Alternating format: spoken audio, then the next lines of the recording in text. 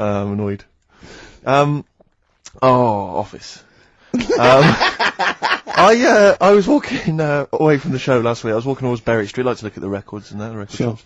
And I was on my mobile phone, and I was chatting away to someone, and what can only be described as a prostitute.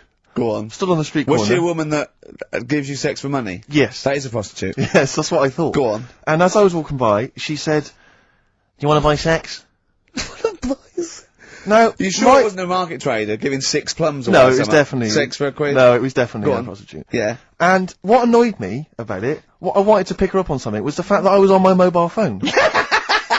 It's like, can you imagine, who would what, am I gonna hang up? Sorry mum, can I call you back? You know you say you want me to meet more women. And you know you sent me that 30 quid exactly. for my birthday. Yeah. Sorry Mr. Johnson, I'm really excited about the job. Can I call you back? I'm just gonna negotiate with a whore. And it was just sort of, you could tell that she was clearly probably desperate for crack or a latest fix of smack. So she was literally, the normal etiquette of prostitution, you know, that they hang around, they show some thigh. I've seen this in films. They will ya. Yeah, exactly. Yeah. Take you out for a meal, that sort of thing. That sort of gone out of the window, and she was just there, desperate, running around the streets. Did she go out of a window? Because that's another thing they sometimes do, specialist ones. But I was shocked, because I've never been propositioned before like that. Really? In London. It's weird, isn't it? Karl, thoughts?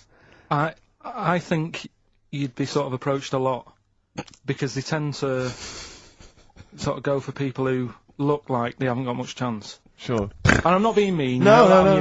What do you mean? Sorry, I'll let you go back to it. In what way aren't you being mean? By saying that Steve knows is a little bit odd looking. I don't think. Well, no, he does.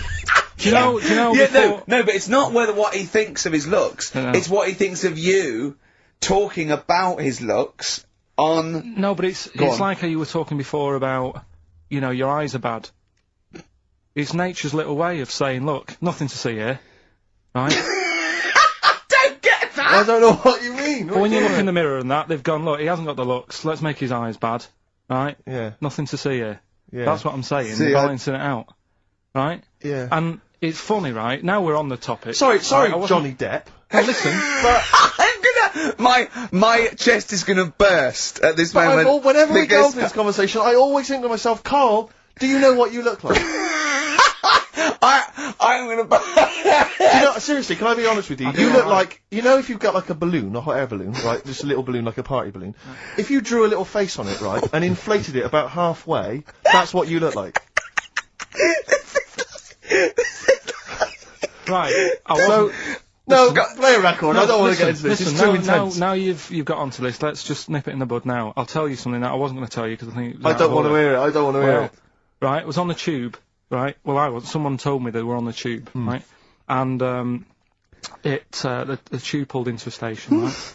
And one of the women saw the poster that's out at the moment with you and Rick on it. Right. Yeah. So this woman apparently goes, "Oh look, there's Ricky. Ricky's on the radio." Right, and the other woman goes, "Oh yeah, don't you listen to it?"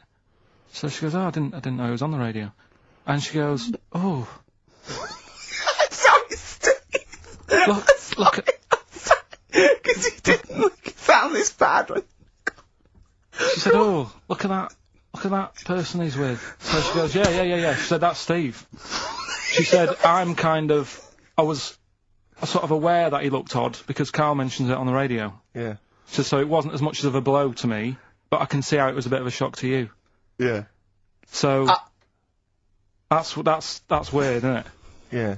And that isn't me sort of telling this woman to say anything. That was all happened without anybody else sort of bringing it on. Yeah. Do you know what I mean? Yeah. So... Was it...